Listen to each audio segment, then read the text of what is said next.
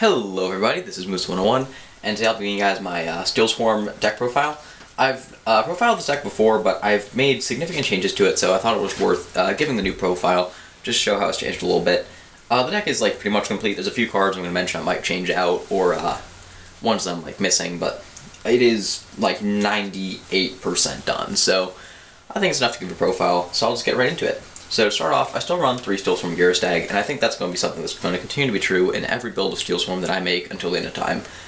Girastag is, I think, far and away the single best Steelswarm monster. Though it's level 7, it can be tribute summoned by only tributing one monster if you tribute a Steelswarm monster, and then when it is tribute summoned that way, you get to target any card in the field, send it to the graveyard rather than explicitly destroy it, and then gain 1,000 life points. It keeps you healthy, it's a nice beat stick at 2600, and its removal is super nice. It's consistent to get through a lot of stuff, so that is, I think, a very important 3 of. And I just run 2 Moth for now. I might go up to more than 2 eventually, but for now I'm just using 2. When it's tribute summoned by tributing a Steelswarm monster, you pay 1,000 life points and target up to 2 cards in the field and bounce them back to the hand. So it is similarly really good removal. It's for more cards than Girastag, but it's a little bit smaller, and its effect costs you life points rather than giving you them. And while it's not really that big of a deal, it's just a little bit worse, I think, in general than Girastag is. Also because there are threats that generally you would not want to go back to hand, and I feel like it's a more permanent solution most of the time using Girastag, because things you might put back with Moth can oftentimes just be reset, things like spells and traps. So, moving on, I also have 3 Steelswarm Cell. If you control no monsters, you can special summon him from your hand. He can't be used as a synchro material monster. And he can't be tributed except for the tribute summon of a Steelswarm monster, but he's a very easy tribute play, but he's special summoning him when you control no monsters and then tribute summoning, so I think he's a good 3 of. I also run 3 Steelswarm Caller. At 1700 attack, he's actually pretty decent beat stick, and when he's tributed for the tribute summon of a Steelswarm monster, you get special summon any Steelswarm monster from your deck. I believe it's all 4 lower though. Yeah, it is. But Caller can grab himself, so that can make a little bit of a nice supply train of tribute fodder. And originally, I think I was running Caller in my last build at some point, but then I took him out and put him back in again. I like him a lot here though, just because it's a lot more consistent. It's easy to get Caller's effect off because of the way the focus of the deck has shifted. I also run 1 Steelswarm Sting. At 1850, he's also a decent beater, and when he's sent to the graveyard, you get to target a Synchro, Ritual, or Fusion monster on the field and blow it up, so it can be useful against certain decks that can activate on Tribute too, and I just like it as a target for Caller, and it's a little bit searchable, so I side others, but only 1 in the main deck. And then I run 3 Evilswarm Kerykeion. I'm missing 1, but I would run 3. First of all, he says that if he's sent to the graveyard during that turn, you can summon 1 Evilswarm monster from 1 less tribute. That is really not relevant at all, because there's pretty much no reason to do that. You could potentially drop a Moth for free, but its effect won't activate because you didn't tribute a Steelswarm monster, so that's not really that useful. But its other effect is quite useful, which is that you can banish an Evilswarm monster in your graveyard, and then add an Evilswarm monster from your graveyard back to your hand, and then normal summon again for an Evilswarm monster. So that's a really easy Axis play when it requires 1 card in hand, or you can even make tribute play sometimes if you already have something to tribute on the field, like a Caller or something. You can add back a Girastag or a Moth, and then normal summon it right away. So I like Kerykeion a lot. I also run 1 Castor. I just run 1. He gives you that additional normal summon too, but it's just when he is normal summoned, and he doesn't get you back any monsters from your graveyard or anything. So while he is an easy Xyz play, he's a little bit more draining on your hands, so I just like the 1 of them. He is searchable from the deck, so I think that's enough. 2 Ghostrick Lantern, which I think I'd probably drop these for Battle Fader. Lantern can block attacks by special summoning itself in face down defense position when a direct attack is declared or an attack is declared on a Ghostrick monster you control. And that's all nice and stuff. Mostly I run Lantern because being a dark monster and having 0 defense means he's compatible with a lot of the other support that you're running in the deck. And really, the only reason I was really running him over Battle Fader is that he always goes to the graveyard, whereas Battle Fader will be banished if you don't use him for an Xyz summon. And also, Lantern can be retrieved with Dullahan when Dullahan is sent to the graveyard, which you'll see a little bit in the extra deck, but that's really up to you. I think I'm starting to lean more towards Battle Fader, though, just because his effect is a lot better for blocking more attacks, but that's really up to you. It's your call. And I run 2 Chameleon.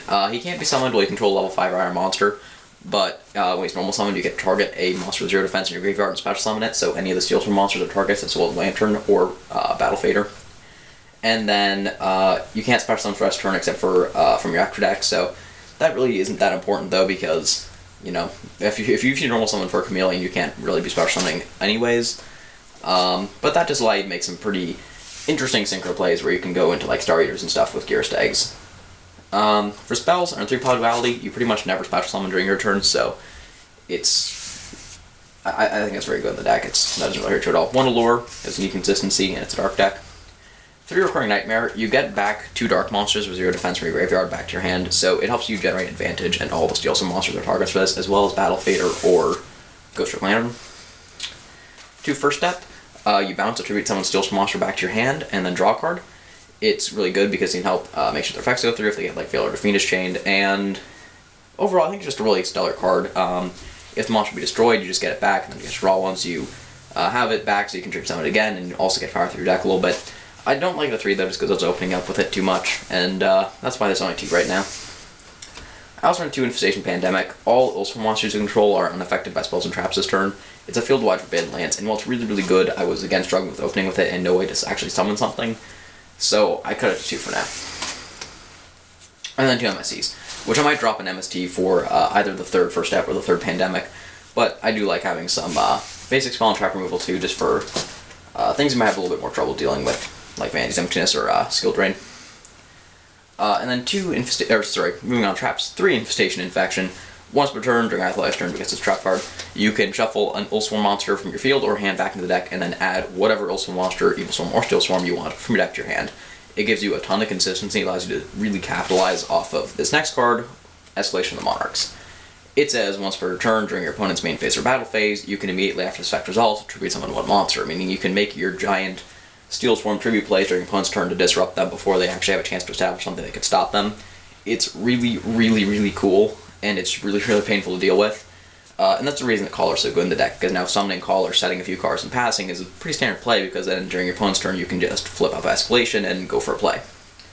They're really awesome cards, and I really like them as kind of the new engine of the deck, replacing Scout, just because I think they're more consistent and a little bit more fun. And last I run 1 Crush Card Virus. I don't run a lot of traditional trap cards just because you're relying on your own kind of stun aspect of your monster effects during your opponent's turn to do stuff, and trap cards are kind of dead on their own if you can't set up your main engine. So I just like the 1 Crush Card Virus. It's got a couple different targets in the deck, and it's pretty devastating, so I think it's worth trying 1 of. Moving on to the extra deck, I run 1 Ghostrick Dullahan. It just requires 2 level 1 monsters, so typically you use like a Battle Fader or Ghostrick Lantern, whatever you're running, and then a Cell or something. Once per turn, I believe during either player's turn, yeah, you can detach material to target face a monster on the field and have its attack. He also gains some attack and defense for every Ghostrick monster you control, but that's not really too relevant because it's not a Ghostrick deck, so you don't often control very many. But Dullahan can be really great just for getting over things in combination with another card, which I'll just go ahead and show right now, and that is Ghostrick Angel of Mischief. She can overlay onto Dullahan just because he's a Ghostrick Xyz monster. The combination of Dullahan and Ghostrick Angel of Mischief can get over a lot of really big monsters, and it's the most aggressive rank 1 play that's really aggressive or available. At least it only requires 2 monsters, so that's how I run that. When Dullahan is sent to the graveyard, you can also get a Ghostrick monster from your graveyard back to your hand besides himself, so that's a good reason to, like, you could argue that's a good reason to run Lantern. It's really, again, up to you on whether or not you run Fate or Lantern, because there are ups and downs to both of them. I also run 1 Slack Magician. She's just a good defensive wall. She makes it difficult to be destroyed by battle or be targeted by anything, so she's a more passive rank 1. For rank 4s, aside from Angel's Mischief, I run 2 Evilswarm Ophion. As long as it has an Xyz material, level 5 or higher monsters cannot be special summoned. That really doesn't hurt you because the only card you would use that would do that is your Masked Chameleon. So aside from Masked Chameleon, no card in your deck is hurt by that. Ophion can, however, really cripple some other strategies. And his effect is also pretty good too, which is that once per turn you can dash material from him to add an Infestation spell trap from deck to your hand. So you can search an Infection if you don't have that set up, or a Pandemic or First Step or whatever you need. Ophion, you only use that effect once typically, so that his lockdown will remain active, but if you're playing against a deck that doesn't ever special summon level 5 or higher monsters, it can be worth using the effect twice. He's just a really stellar card all around, and I think you could main 1, side 1, but I think it's pretty easier to just have 2 in the extra deck, considering you're not going into your extra deck too much, and it's better to have the slots in your main deck decide for your main deck against difficult matches, so I also run one Evilswarm Bahamut. Once per turn, you can dash material and then discard an Evilswarm monster to target a face of monster controls and just take it forever. It's a hefty cost, but it has a really good effect, so I think it's worth running at least one of. One Evilswarm Thanatos. During either player's turn, you can detach material from it, and then it becomes unaffected by monster effects until the end of the turn. In combination with Infection, you can make a card that's completely immune to any other card effect, so that's pretty cool. I think Thanatos is worth running as one of just because of that. You can run through back row and stuff for a pretty loaded field. If you need to just get a monster off the board, he's your guy. And then one Nightmare. Nightmare, he can set monsters that are special summoned during either player's turn, and his effect isn't once per turn, so if they try to make one play and shut it down and try to make something else, you can still, if you have material, detach and shut that down. It's just a really good defensive option. One King of Feral Imps, because it can search Mass Chameleon by detaching material, so that's kind of a nice way to make an advantageous rank 4 if Ophion's not really going to help you right then and there, and you don't really need any of the other monsters. And then one Castor and one Dark Rebellion is just some generic rank 4s that I like to have access to. I do also run a few Synchro monsters with access, or with Mass Chameleon. They're free use with Mass Chameleon. With Ghostrick Lantern and Mass Chameleon, I run Castor. I run Castor over Armades in this deck just because there are cases where you're forced to make Castor. You're not really, it's not like you can make a level 5 anytime you need to. You're kind of forced to make level 5 sometimes, and so it's better to have one that can be a bit more of a boss monster. So that's why I prefer Castor. I run one Hot Red Dragon Archfiend as the 8 for kind of the same reason. It's just a good standalone aggressive monster, and you make it with Caller, Sting, and then Mass Chameleon. One Leo for use with Moth and Mass Chameleon. It's just a huge beater. I mean, why not? And one Star Eater for use with Girastag. So it's a super huge monster that's difficult to stop, and it has very, very easy summoning requirements of this deck because you just need to be able to summon a Girastag off of Mass Chameleon and you're good to go. So that's it for the deck. I hope you guys liked it. If you did, please like the video and subscribe to the channel, and let me know what you think of the deck in the comments down below. Until next time, see ya!